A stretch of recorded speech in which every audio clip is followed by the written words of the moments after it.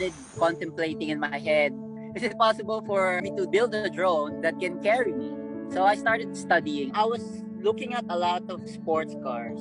That's why I was always a fan of Supercar Blondie. And alongside, I was doing my filming.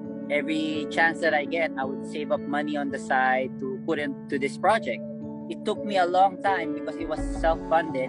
It's a project that usually big companies would take on, not a single person with no engineering background. The process was painful. Like, imagine working for, let's say, half a year just so you can afford 4 pieces of electronics, which is so expensive. And it only takes like 10 seconds and it will burn up. So along came with that, people are saying I'm crazy. It's ridiculous. It's a waste of time, waste of money. But I understood when they rejected me because it's a bit crazy to say, oh, can you help fund my flying car project?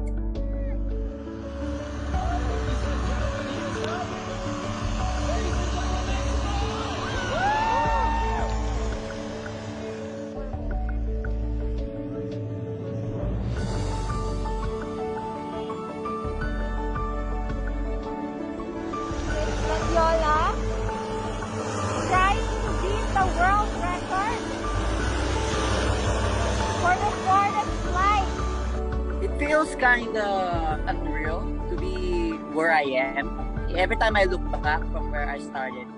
But I guess part of me always knew I will end up where I want to be because I wasn't willing to stop for anything.